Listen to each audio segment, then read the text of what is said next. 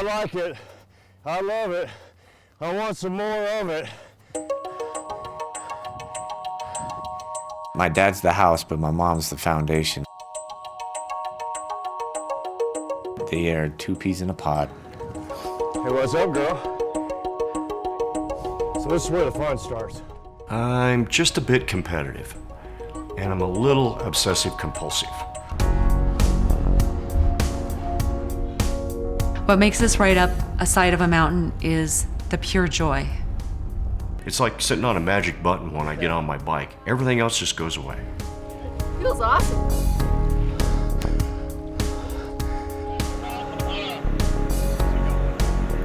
My official title is I'm a Bureau Chief, Fleet Services, South Metro Fire Rescue. We've never actually lost a truck or a person on my watch.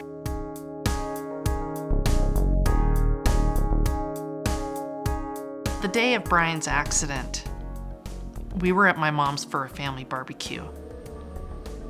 Mom said, "Oh, Brian and Alice will be a little late because they're riding Mount Evans." We always wanted to do it at Mount Evans, and certainly it was going to be a really good climb. We leave the ranger station and we agree he's going to take off and I will see him later.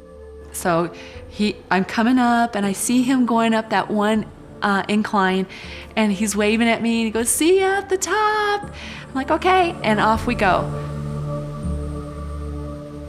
And that's about the time that I went past Summit Lake and started to make that turn up to the top. With those hairpin turns, I noticed that it went from 2 lanes down to about 1.5 lanes. And about halfway up that climb, I just had this gut feeling. I just went, you know what? This isn't right. I don't want her to do this by herself.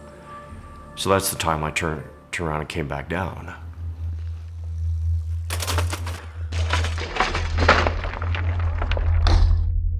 I've had people ask me, do you remember if it was a goat, if it was a car, do you remember if it was a crack, a flat tire? I don't know. I have no idea.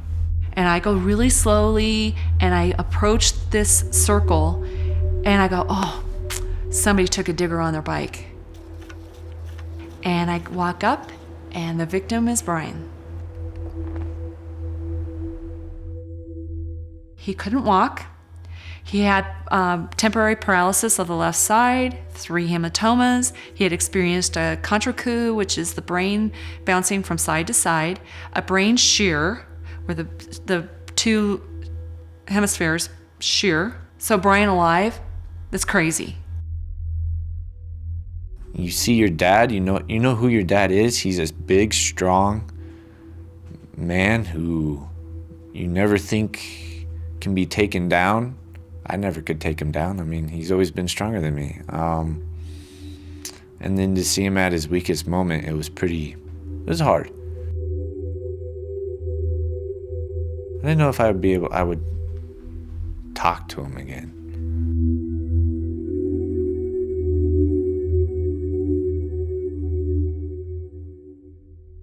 It wasn't until I got to Craig Hospital that it hit me. The nurse was checking his vitals and that kind of thing. And I go, so, does he have a concussion or something?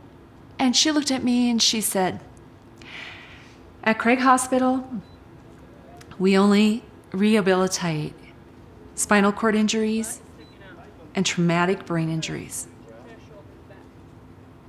And I went, he doesn't have a spinal cord injury. Oh my gosh. My husband has a traumatic brain injury. That's the moment.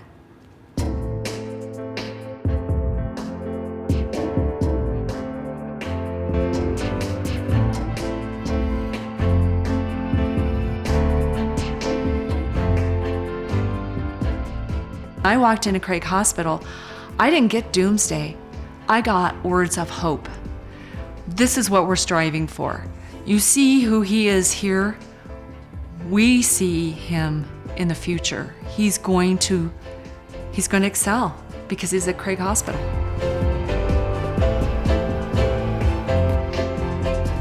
I know the one unique thing, and they take a lot of pride in that, is Craig Hospital uses the team approach. So as soon as they had done all the examinations and looked at all of the testing, They brought the whole family, all the therapists, the nurses, and the neurologist into one room, and we discussed a plan of action for Brian. They took care of our family. They didn't just take care of Brian. They took care of our family. We'd go to therapy with Dad, and they were fun. They always had a great time with Dad and made it competitive. So like if it was a competition, then Dad really wanted to do that. So, oh, you think I can't do that? I can do it. I'll prove you wrong. They taught me to expect more than I expected.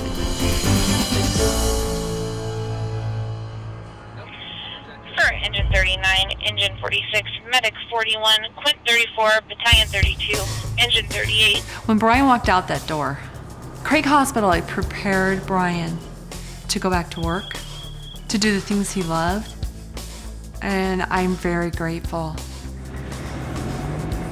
I don't want anybody ever holding me back. And I just want to keep going and going and going and going. And that was my goal.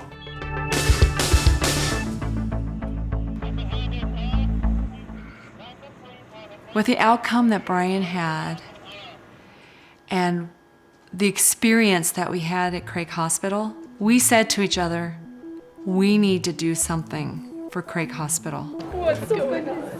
I'm on the auction item committee, and what's really important for me is that they know my story, Brian's story, and that it's personal. It's our privilege and our pleasure to share this with you and support the work. We know what they do at Craig. They do amazing stuff. Thank you.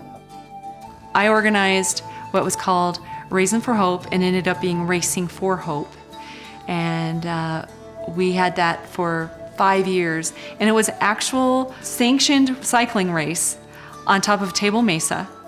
And we would have 300 to 400 riders come. And my goal, of course, was for us to give money to Craig Hospital. But my mom is a mega volunteer for Craig Hospital. Alice is a rock star. Up a little bit, up a little bit. Nope, get out of here. Today my dad is, he's a grandpa. He is a big goofball. I think he's probably a stronger person than he was. He has his life back. He's very proud of his children. Come on. All right, girls, I'll take you back to the palace, all right? Both of my parents are absolutely people I look up to and people I always strive to be like as my parents. For me, everything happens for a reason. Whether it's the worst thing in the entire world or if it's the best thing in the entire world, it happens for a reason. And I know that this happened for a reason because now Mom and Dad are able to give back to people who need the same help. It's very surreal for me to walk back into the hospital and see somebody laying in a bed that I was once in at one time, or the room that I was once in at one time, and to go back in and try to lift their spirits and encourage them and talk to the family.